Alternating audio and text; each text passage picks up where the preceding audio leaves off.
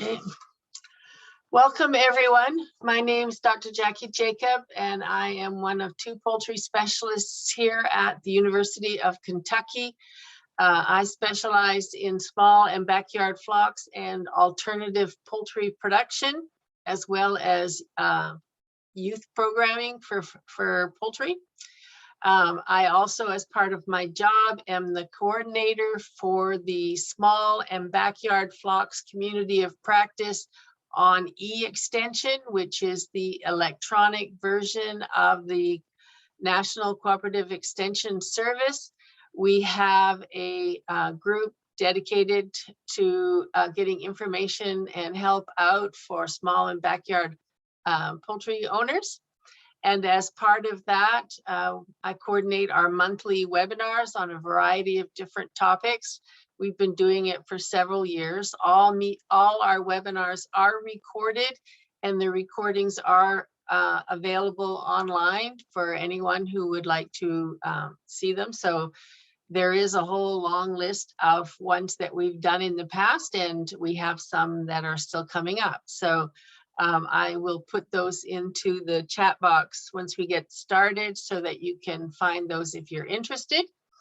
For today's presentation, we're going to be looking at preparing your flock for the winter.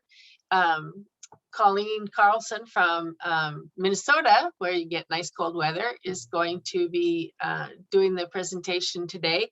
If during her presentation you have a question, please type it in the chat box or the Q&A box that you can get to pop up. I will be monitoring those, otherwise I will be on mute so that Colleen can have the full stage. If the question is related to what she's talking about at the time and requires a clarification, I will interrupt her to get the clarification. Otherwise, we will hold the questions for the end. So if you think of something, just put it in, and I'll make sure that the question gets answered either during the presentation or at the end. So having said all that, Colleen, it's all yours, and I will be on mute unless there is a question to be asked. Great. Thank you for that wonderful introduction, Jackie. And greetings from Minnesota. It's not winter here yet. I've been working with the University of Minnesota Extension in a local county position for over 5 years. I have been raising chickens for over 40 years. I started as a youngster, and many of you too have experiences in 4-H and FFA with chickens. And since the great Minnesota getting back together over Labor Day here, I did bring home a lot of chickens and ducks from the Minnesota State Fair during the Children's Barnyard. I am a 5th generation poultry raiser. I have stories of my great-great-great-grandparents raising chickens in Wisconsin, and my grandmother used to raise over 1,500 chickens at one time, and was exposed to chickens and laying hens as a young girl. I remember cleaning the eggs with sandpaper and then taking them to the local market near Lee Center and New Prague, Minnesota. Now, I'm not sure why this wants to keep flipping on me, but it does. So I've also included my contact information here, and there are a lot of new people who are raising chickens. And so it's very helpful to know how to manage your flocks to best get them through the winter. So we're going to have some considerations here for your winter flock. Taking a look at some shelters, the roosts that we use, insulating our coops, what kind of heat we may or may not need, ventilation, feed, water, the concept of culling your flock before winter, also temperature zones, and a little bit on frostbite protection. I'll be happy to answer any of your questions as we go along. And as Jackie said, please put those in the chat box or in the Q&A. the first thing we need to define for our winter flock is what their thermal comfort zone is. And this is for chickens year round. So they like to live in areas or in a habitat that's 50 to 75 degrees. Most of our chickens do originate from moderate and very warm temperatures from the jungles across the world. So they like that 50 to 75 degrees. If they could have that all the time, they would be some very happy chickens.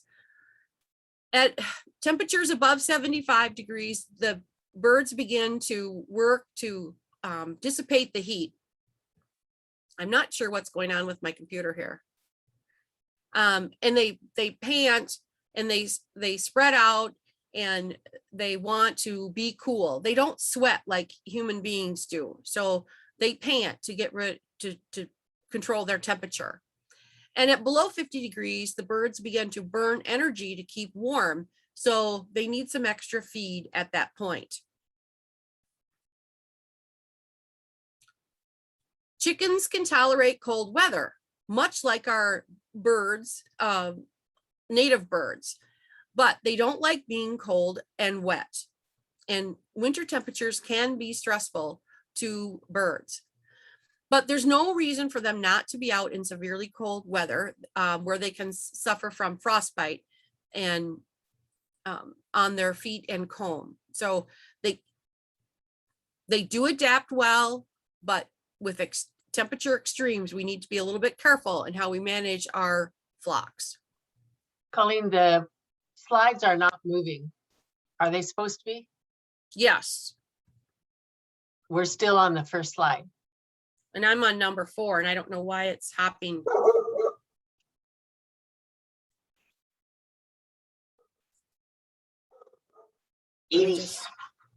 Hang on here.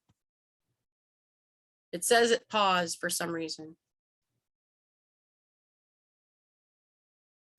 Okay, does it say considerations for the winter flock? Yes. Okay. Okay. All right. Thank you for that, Jackie. Okay. So you heard what I said, just didn't see one on the slides. Okay. So those are some considerations. So understanding that thermal comfort zone will help you manage the number of birds that you want, the type of housing that you're going to have, some of the management that you will need to implement to keep birds successfully over the winter, especially here in the upper Midwest.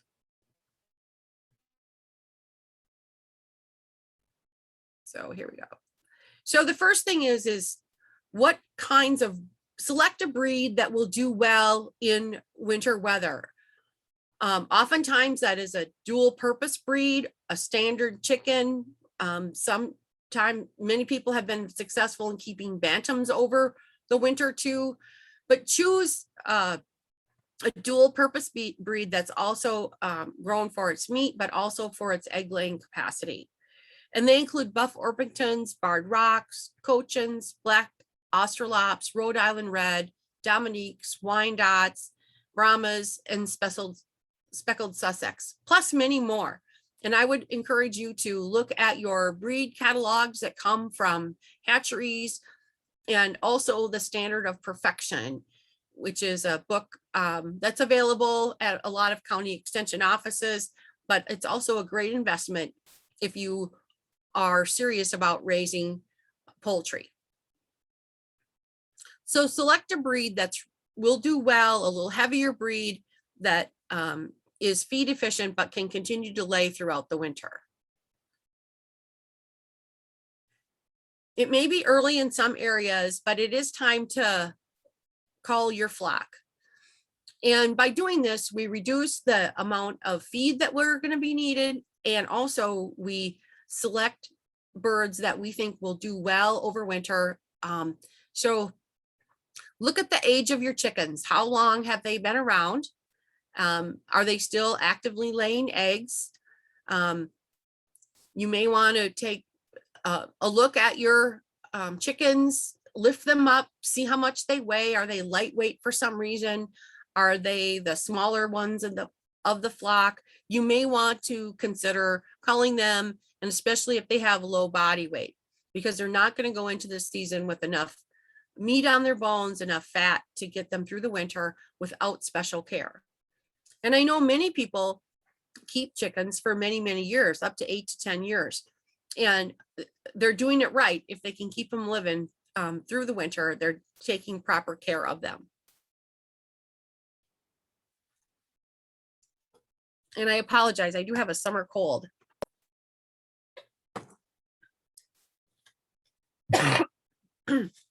So another consideration in coloring is how many roosters you need for your flock. And the roosters, they take up extra space in the coop, and they add to your feed costs, and they eat a lot from that feed trough as well. So consider how many roosters you need and how many you want to keep around. And if you do not want fertile eggs, there is no reason to have a rooster. But if you like the protection that a rooster provides in your flock, keep several around. And typically for breeding purposes, it's 1 to 7, 1 to 10. One rooster per 7 to 10 hens is all you need for breeding purposes. So there are many different types of housing, and I've included some backyard coops here too with some runs.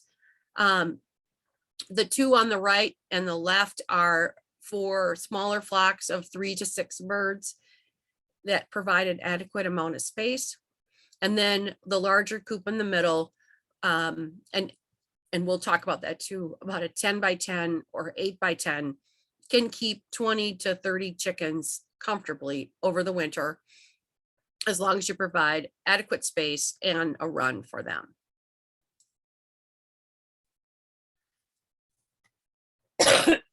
I'm sorry. So when you're considering your housing, you're only limited by your imagination and by your laws. There are many, if you live in town, or sometimes counties have ordinances too about where you can keep chickens. You do need to have housing that can protect from predators. We have a wonderful neighbors of 3 bald eagles, several hawks, as well as coyotes and fox in our neighborhood. So providing that protection from predators is really important, as well as mice and rats. We want to make sure that those enclosures are tight, and that we have our feed storage covered to discourage predators from being in our area, and especially in winter, they are looking for a food source. The housing should provide comfort. Natural light is helpful. If you can provide some electricity, that is also great, but in some areas, especially in backyard poultry, in urban areas, you are not allowed to run an extension cord. And sometimes electricity can provide be a safety hazard as well, because you want to prevent fires. The coop must have good ventilation, and either natural or electric.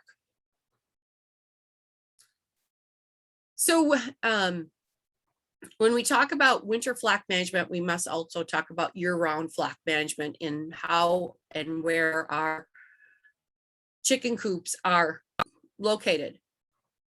They should be open design houses with south-facing windows with natural ventilation, a screen door or windows with screen, something that can be tightened up. We want natural shade or under trees, especially in the spring and summer, where they cast the shadows and they stay cooler. They can be made of reflective materials, a white roof for summer heat. And then your space considerations should be 1.5 to 2 feet if you're raising a broiler or a meat type chicken, and 3 to 5 square feet if you're raising layer type chickens. So for the winter, adult chickens need 3 to 5 square feet per bird. And so the larger the bird or a standard bird is going to need more room than a Banty chicken is going to. So in this example, a 10 by 10 coop would house 20 to 30 birds. And I would say 30 birds might be pushing the envelope there a little bit. It depends. So how do you know if you have the right square footage, if you're kind of on that upper level with your space? Make sure that they're not picking on each other. If they all have a place on the roost, and if you provide enough nest space, they should be pretty happy. And then you can also do some things to keep them from getting bored, like putting in some fresh vegetables, or some people hang a cabbage or seed blocks in the coop to keep them from getting bored. But if you do have a lot of chickens picking on each other, you may want to reconfigure your space and how many chickens you have in that space. Provide a feeding area with natural light if possible, and then one nest for every 4 birds. You can push that a little bit, 1 per 5. Just depends how you lay out your nests and how much room is in each nest. And then of course you're going to need water, and adequate water. A chicken is going to consume 1 to 2 quarts of water for every pound of feed that they consume in the wintertime.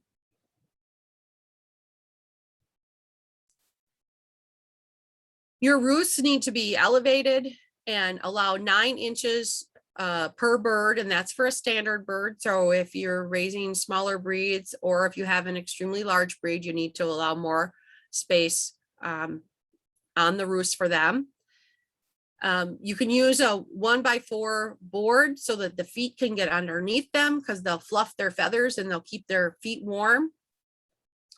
Do not use metal, as it will maintain and be very cold on their feet. So wood is a good choice. And then also make sure that your roosts are in the proper temperature zone. You don't want it in a drafty area. And I also want to mention in this picture too, we have the roost here, but down here, the bottom is a dropping board. And that really helps in the winter to have that dropping board, because you want to clean that often. And because droppings are 70% water, which adds to the moisture in your coop. So if you can catch that before it falls down into the bedding material, you'll save yourself a little bit of heartache, and by properly keeping all that moisture and out of the bedding. So wet litter will produce ammonia, which is irritating to chickens and to humans as well. And the damp conditions can lead to respiratory diseases. And the best prevention for respiratory diseases in chickens is low humidity and not having that ammonia smell. So how do you know if you have ammonia in your chicken coop? You give the old sniff test yourself. If you can smell ammonia, it's time to clean the chicken coop, remove some of the moisture in the coop. Use the ventilation system to control the humidity and keep the drafts away from the birds. So you can open and close a window. Some people leave the window open 1 or 2 inches. Some people moderate that every day, especially a screened window. And then some of your larger coops will have venting systems that move the air. So warm air out, cool air in. So chickens need 10 to 14 hours of light to maintain their egg production, and throughout the whole year. And some people choose not to add supplemental lighting during the winter. It's not necessary. if you are okay with having a reduction in the amount of eggs that are produced. But if you have a larger operation and you rely on your eggs every day as part of your diet, you'll want to introduce supplemental lighting. And now is the time to do that. Mid-September, the autumn solstice, when the night and the day are about equal, and you want to use, you can use any number of systems. I have 2 different heat lamps here. I don't necessarily use a heat lamp bulb in them. I use a standard LED light, 40 watts or so, to add that supplemental light. And then in the middle there of this picture, I have a timer. You use it just like on your Christmas tree lights. And there's some school of thought that if you add the extra daylight in the morning and let them get up on their roosts and go to sleep naturally with the evening light, it's better for the chickens. Also, if you add the light in the morning, your chickens will have laid their eggs by noon and they should be collected at that noon time, so that they don't freeze in the coop. And this supplemental lighting should include you should be able to read a newspaper with the supplemental lighting. I know some people have used Christmas lights. Some people leave their lights on all the time. I do not recommend that. It affects their pituitary gland, and they never, if the light is on all the time, they get restless, and won't settle down to lay eggs necessarily. So provide enough light in your chicken coop, extend the day, and then you should be able to read a newspaper to keep so that you know that you have enough lumens of light for good and continued egg production. So there is some question about supplemental heat, even here in the upper Midwest, where we do have some extreme temperatures. So to heat or not to heat. There is a school of thought that chickens adapt to lower temperatures over time, and I do agree with that. I do keep the coop door open to the run in the wintertime, and that is to maintain that ventilation and decreased humidity.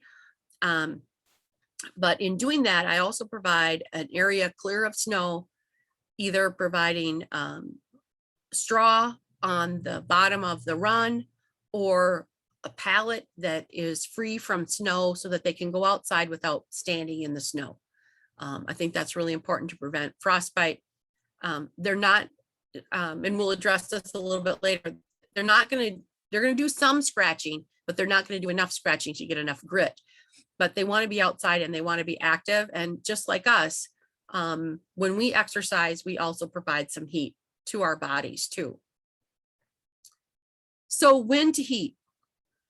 When it gets below 32 degrees or below 0, or whatever you're happy in that thermal comfort zone, that 75 to 50 degree range is that thermal comfort zone. So be observant of your chickens and watch them in the coop and in the run. And also you can monitor their behavior. You can monitor how much water they're drinking, and also monitor how much feed they're eating, so that you can see if they're getting the proper, if they're staying warm, if they're out in the run, they're probably fine. But if they're huddled up into the coop all the time, you probably need to provide some supplemental heat.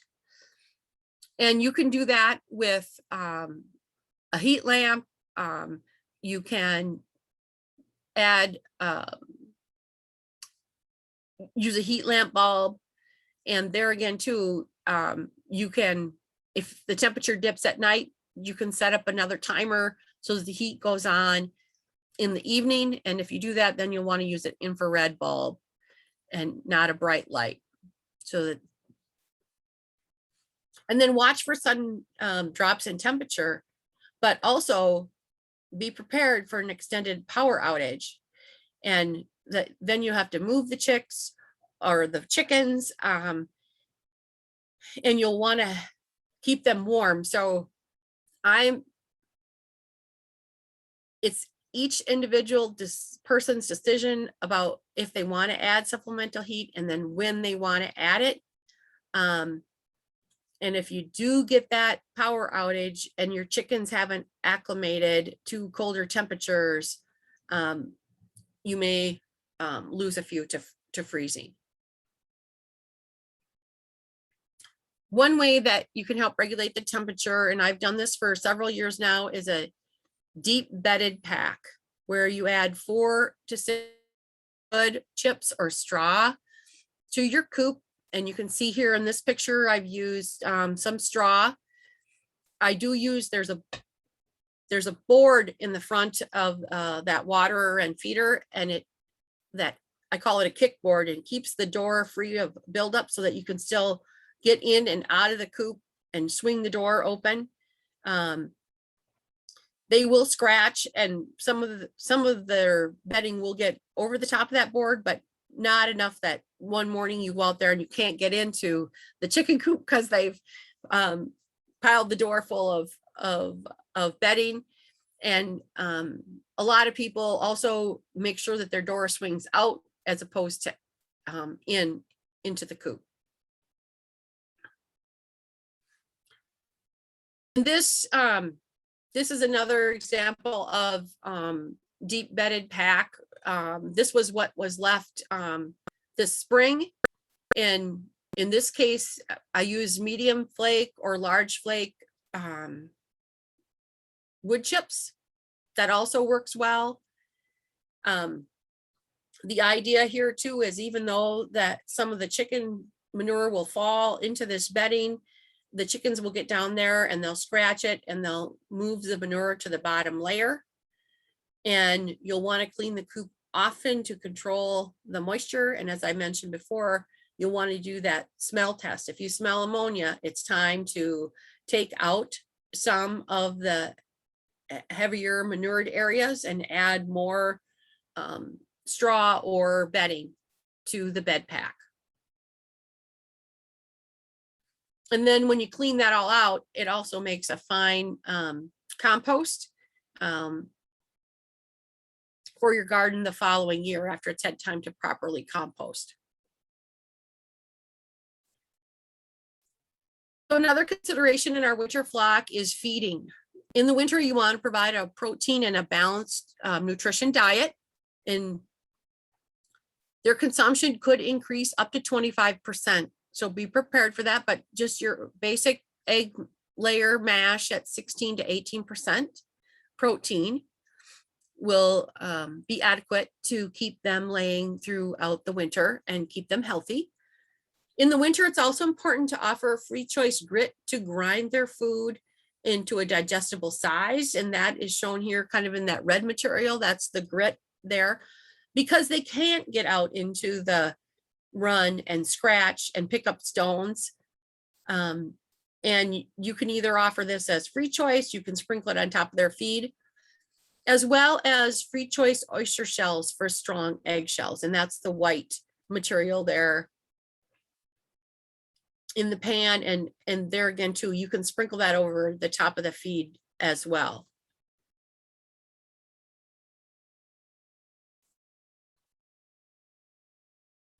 You may want to provide some supplemental feeds, scratch greens in limited amounts, one handful per 10 chickens. This increases their carbohydrates. It increases their activity. It prevents boredom, and it helps turn over that chicken litter. So just throw it right on top of that bed pack. You can throw some in the run if you want. If you feed the chicken scratch in the evening, it will provide the extra carbohydrates to keep the chickens warm at night. And think about it. If you have a full belly, the chickens like that too. They have a full crop, and gizzards, they have the activity of digesting that food. creating warmth and heat in their bodies overnight as they digest that food. You also might want to consider having some supplemental forages, hay outside the coop, root vegetables, squash, pumpkins, not potato.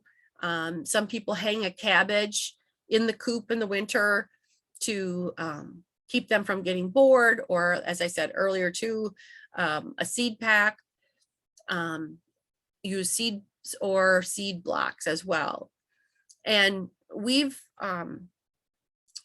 kept peacocks over winter too, and they are another tropical bird.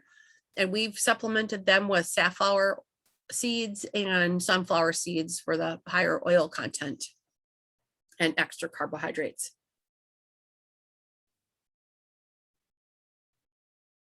So last but not least, and probably your most important consideration for keeping chickens over winter is water.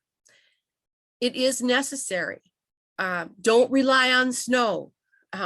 Some cattle producers, they think that beef animals eat snow, and they can. But remember, if they're eating snow, it lowers their body temperature as well. And chickens won't eat if they don't have adequate water. So a couple things for keeping the water from freezing. And I've used this for many, many years, is a heated base with a metal water fountain. I have 2 or 3 of the metal water fountains just in case they do freeze for whatever reason. I can switch them out. For smaller flocks, a heated dog bowl, and I would encourage you to keep it clean. That's one of the drawbacks of the heated dog bowl. If you have a number of chickens, even 20 chickens, it's hard to keep them out of there and keep the manure out of the water. So make sure that you're cleaning that often. Another method I've used is a rubber feed pan, having 2 of those so that if it freezes during the day, I have another one. So you can just knock that ice block out of there and refill it.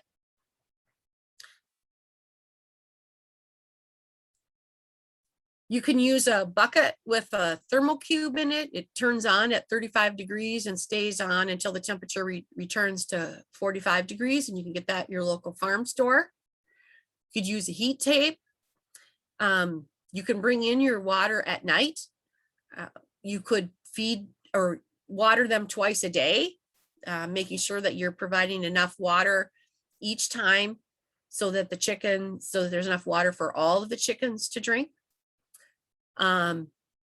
Here's another example of one with a heated water dog dish with a 5-gallon bucket cut out into it, and they're trying to reduce some of the moisture in their coop as well. This may work for ducks too. And there's a lot of other ideas out there, and I'd be interested to hear from you as well, and of other ideas about keeping your water thawed out during the winter, and reminding yourself to think safety first. Make sure that your electrical cords are not only plugged in, but tied, and so that the chickens can't get them loose and unplug them and have more problems in the coop. Or in the case of the heat lamps too, some people just use a heat lamp over the top of their water or to keep it unthawed. And you just want to be safe. Make sure that that heat lamp is properly secured so that it doesn't fall from its perch down into the bedding and cause a smoldering fire, which we've had that happen in our brooder house before, and it's not any fun. Fortunately, we caught it, but we do tie and chain our cords and our heat lamps a lot better than what we used to, that's for sure. So you also want to think about your nest management in the winter. You want to keep your nests clean. You want to make sure that there's not getting any poop in there, that they're not roosting on the nesting bar to go into the nest. And you'll want to, because you want your eggs to remain clean.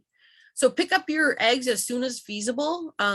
Before noon, most chickens on a regular daylight length will lay their chickens between 11 and 1.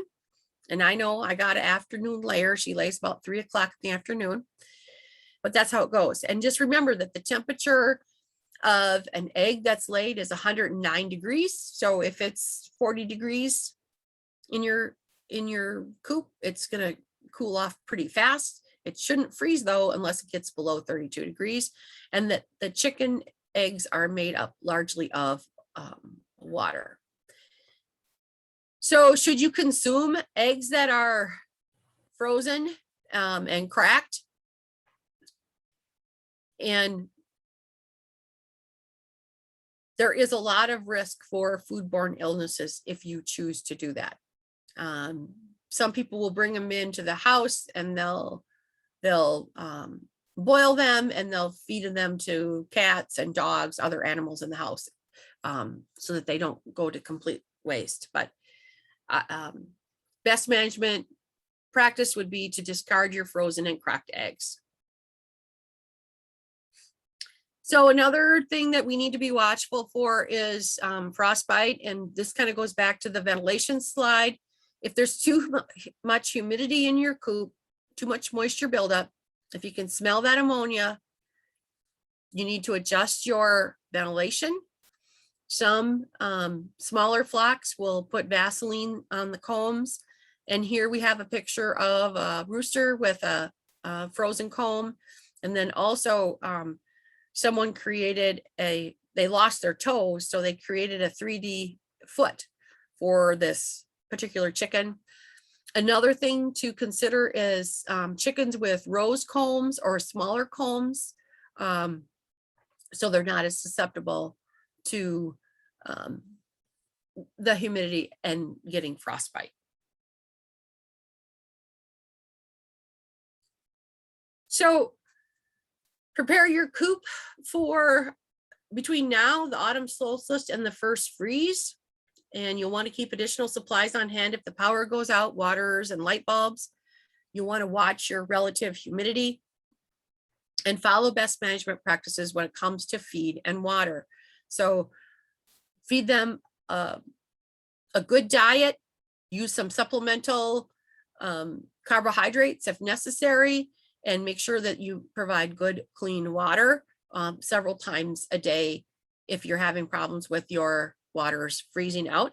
And then also provide good air circulation, monitor that ventilation in your coop door.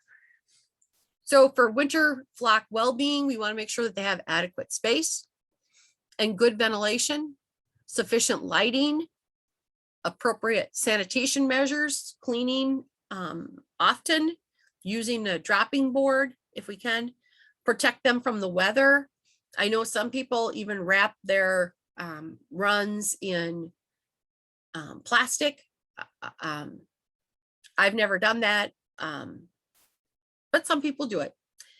Protect them from predators. Remember, our predators are also very hungry in the winter, so take some measures. Use chicken wire and also hardware cloth around the bottom of your runs, and then make sure that they have easy access to feed and water. So that's what I have for you today. I'm happy to answer any questions. You can connect with me via email or my phone number.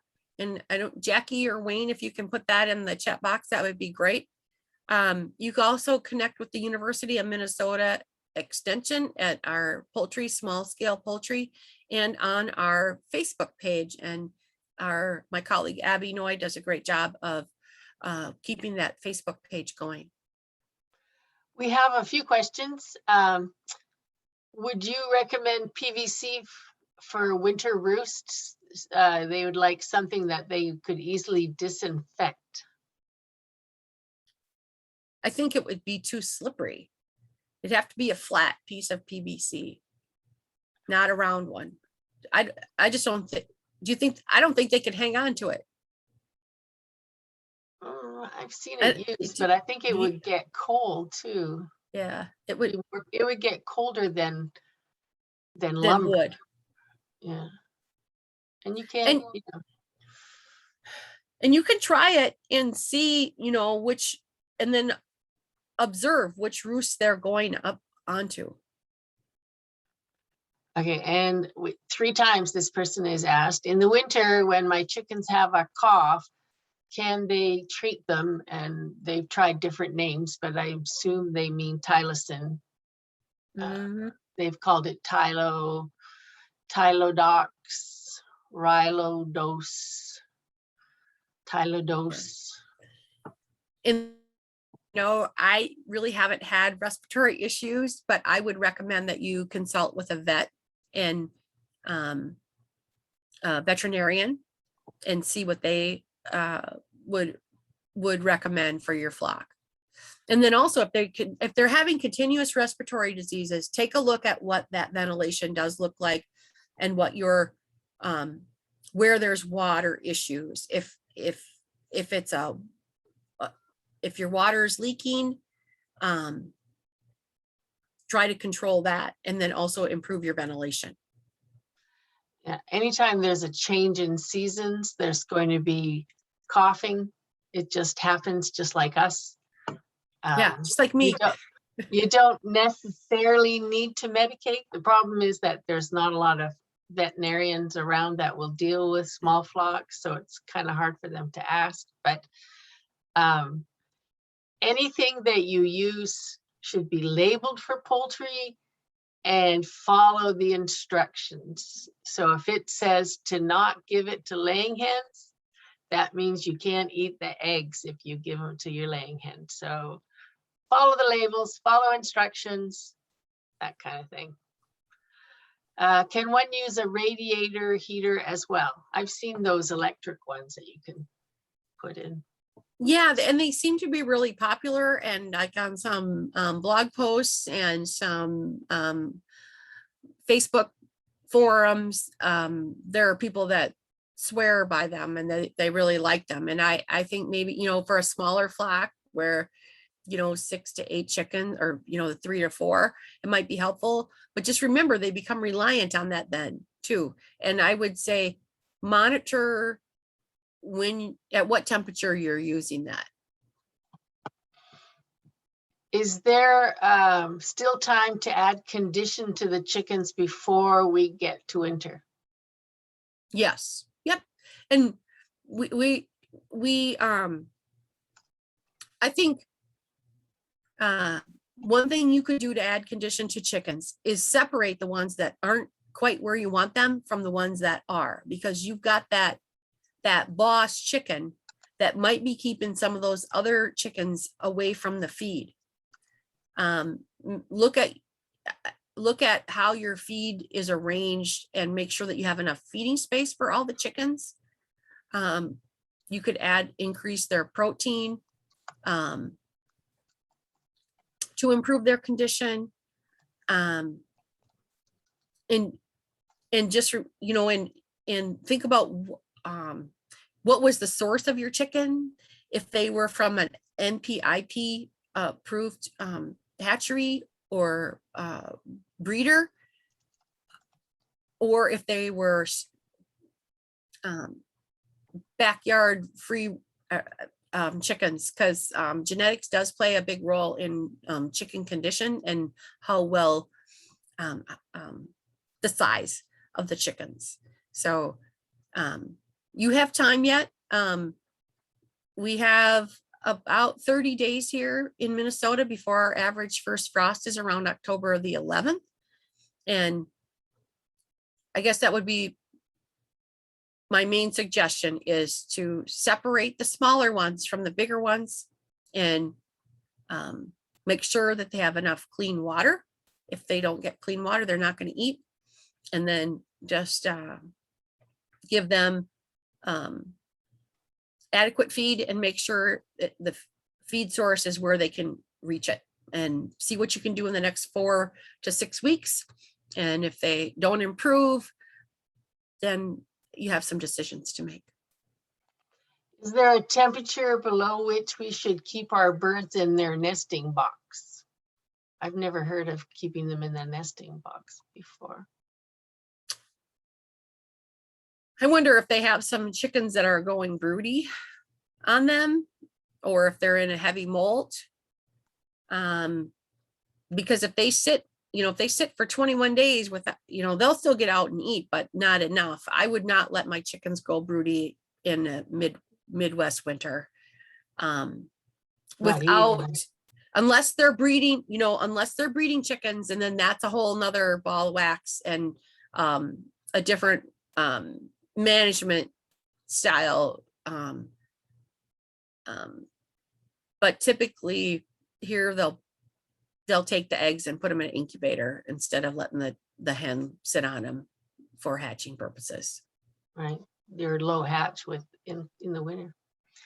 Does feeding scratch on bedding contribute to coccidiosis?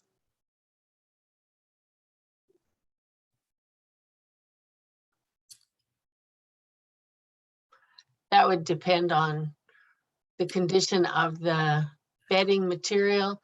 The oocysts that are released in an infected bird don't become active unless there's moisture in the bedding. So even if they did re-eat it, they wouldn't be infective because they haven't sporulated yet. So it would depend on the condition of the bedding before it would contribute to coccidiosis.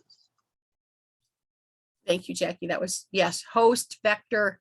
What kind of system do you have? What kind of environment do you have there to yeah. And most people put the scratch outside, don't they? Yes, in the run. Yep. But it does have, rather than the bedding. Yeah. And I for sure too, don't put the scratch under where most of where they're pooping the most, and then also just clean that up a little bit and change it out, because change out that bedding a little bit. Yeah. Can they eat, I can't remember how to say it, sweet. It's like that little stuff you give to wild birds. Like suet. Yes, suet. With the fat and everything. I would say some, not a lot, don't make that their main diet, and it's a treat, because in that suet too, there's fat in that, and calories that they need, but you don't want to over treat them, because then they'll get their other nutrition out of whack. They won't eat their regular feed that they're supposed to be eating. Because just like me, I'd prefer a milkshake and pie and ice cream over, my fiber and my protein. Yeah, that's when you start getting. You snack too much, you don't eat your regular diet. Yeah. And a DVM has said, I bet the coughing is secondary to ammonia fumes. So yes, ammonia will do it, but change of seasons will do it too. So thank you for that input. Yeah, it's nice to get vets that actually deal with poultry. Yeah. And then Wayne, put your phone numbers in. And it was recommended to assess air quality at bird level. Yes, if you smell it up here, it's not the same as what's down there. And the radiator must be set so they can't roost on it. Yeah, good advice. Are chicken jackets, coats, sweaters a thing? Yes, you can buy those. Yes. It may be counterproductive to how feathers work to keep birds warm. Yeah, because they fluff up their feathers, and that creates that insulating layer in there. And just time I would think that a sweater, and I've seen them online, is if they went through a molt unexpectedly and have no feathers. Mm. Otherwise, yeah, it's counter to the way the feathers work. What about in wet areas? Bedding can be clean, no smell, and sopping wet here in Pacific Northwest. sopping wet litter would be a coccidiosis problem. Yeah.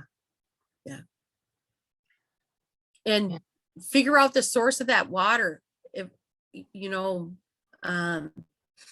this last year too, I raised my water up on a pallet. Well, to keep it out of the manure for one thing. But also just to get them up on a dry area. I know like for my ducks, but also I've added I've added a screen over another pan, but it's really hard with that. If you don't have a base heater and you were going, I have a feed pan, and then I put really what it is it's a pizza pan with holes in it so that the water can run down into that secondary pan and not into all the bedding. And there's still room there for the chickens to get up on it and drink without making a huge mess. I was going to also add this too, you know, keeping the chickens off the top of the water so they don't poop in it.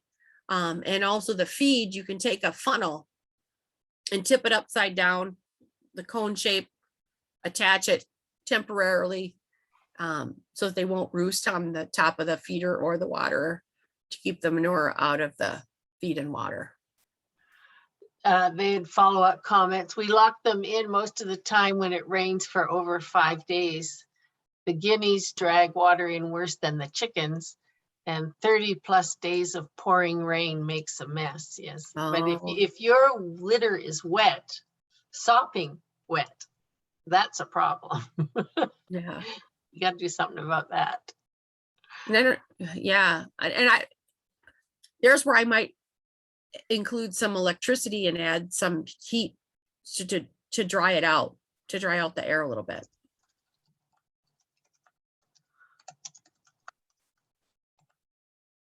Just putting in an answer. Okay, we use metal feeder and water. Should we use something different for winter? I don't see the problem. No, I don't either. They're not spending any. Metal was the roofs, right? You said no metal roofs. No metal roofs, right? Yeah.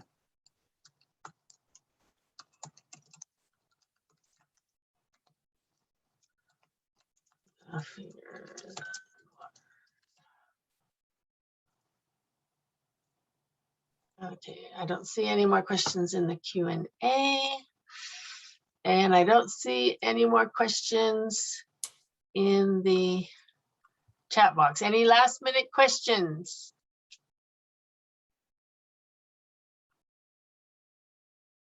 So it was a very good presentation.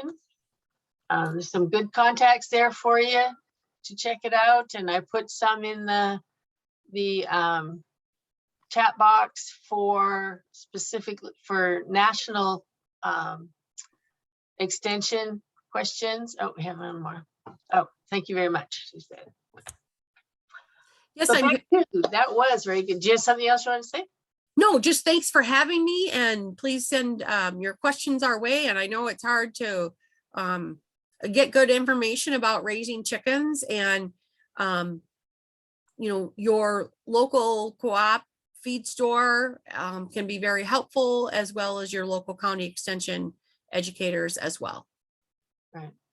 And again, this is our website for the National Poultry Extension Program. And we have upcoming webinars. I think next month is me talking about guinea fowl production. Still working on November and December, trying to get a chef to come in and talk to us. But I might come in with some other things. So we'll see how it goes. So thank you guys very much.